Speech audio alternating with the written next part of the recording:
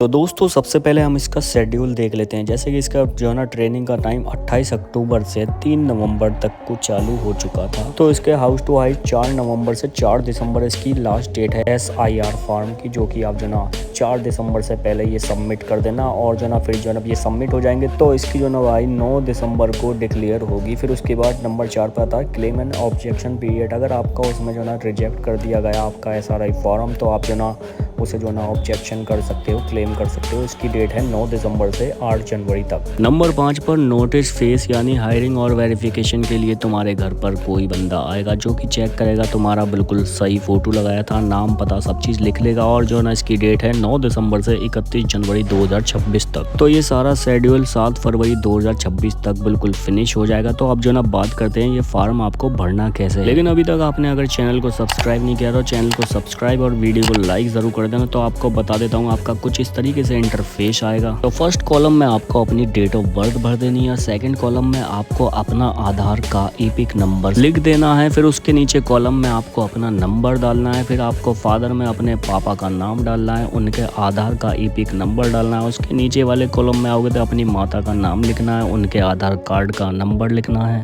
और इस वाले कॉलम में अगर आप मेल हो, आपकी शादी हो गई है, तो आपको अपनी पत्नी का नाम लिखना है और नीचे वाले कॉलम में उसका आधार का नंबर लिख देना। अगर आप जो ना फीमेल हो तो आपको अपने पति का नाम लिखना है और नीचे वाले बॉक्स में उनके आधार का नंबर लिख देना है। अगर आपकी शादी ही नहीं हुई है तो आपको इस बॉक्स में कोई से भी बॉक्स में कुछ भी नहीं लिखना है। अब आते हैं मेन वाले बॉक्सों पर। तो इसमें आपको 2 बॉक्स देखने के लिए मिलेंगे, एक ये A वाला और एक मिलेगा आपको B वाला। यानी A वाले में आप अगर जो ना 1987 से पहले पैदा होते हो और आपकी वोट 2003 की लिस्ट के अंदर है तो आपको ये A वाला बॉक्स भरना है। अगर आप 1987 के बाद पैदा हुए और आपकी वोट 2003 की लिस्ट में नहीं है तो आपको ये B वाला फॉर्म भरना। तो सबसे पहले हम A कॉलम के बारे में बात करते हैं। तो इसमें सबसे पहले आपको जो ना अपना नाम लिख देना है और अपना आधार कार्ड का नंबर लिख देना है, अपने फादर का नाम लिखना है और इनका रिलेशनशिप लिख देना है यानी फादर। डिस्ट्रिक्ट में आपको अपने एरिया का नाम डाल देना है। जैसे कि मैं अलीगढ़ से हूँ तो अलीगढ़ लिख देता हूँ। और स्टेट में आपको उत्तर प्रदेश से हूँ तो मैं आप कहीं पे से भी हो, उत्तर प्रदेश, मध्य प्रदेश, आंध्र प्रदेश, कहीं से भी हो वो आप लिख सकते हो। और AC नंबर में आपको अलीगढ़ लिख देना और आपका जो आ रहा हो वही लिख देना है आपको। इसकी बात करते हैं AC नंबर की। तो AC नंबर जो ना आपको फॉर्म के अंदर मिलेगा, जो कि आपको गूगल पर सर्च करना है।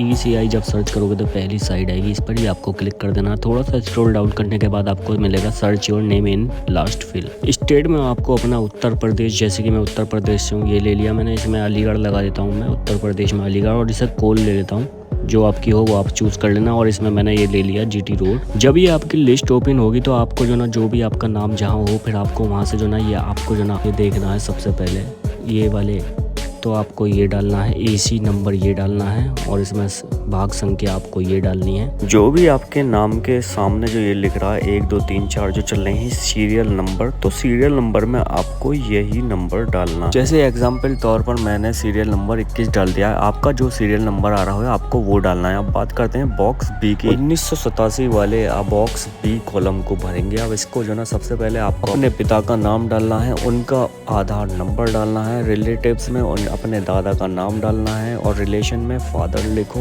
और अगर आप जहाँ से हो वो लिख दो। जैसे मैं अलीगढ़ से हूँ, स्टेट में उत्तर प्रदेश लिख देना। आप जहाँ से हो आपको वही लिखना है। AC नेम में अलीगढ़ से हूँ तो मैंने अलीगढ़ लिख दिया। फिर AC नंबर में आपको जो ना अपना वही नंबर डाल देना जो आपके फॉर्म के लेफ्ट साइड में लिखा हो। जैसे कि मैंने आपको कॉलम A में बताया था। और पार्ट नंबर में आपको संख्या लिख देनी है और जो ना सीरियल नंबर में आपको नाम के सामने जो भी आ रहा है वो लिख देना है। जब आपका ये फॉर्म पूरा फिलअप हो जाए तो आपको यहाँ पर अपने सिग्नेचर कर लेते हैं। तो ये भर गया आपका SIR फॉर्म, बिल्कुल परफेक्टली फिल हो चुका है। इसे अब आप सबमिट कर सकते हो।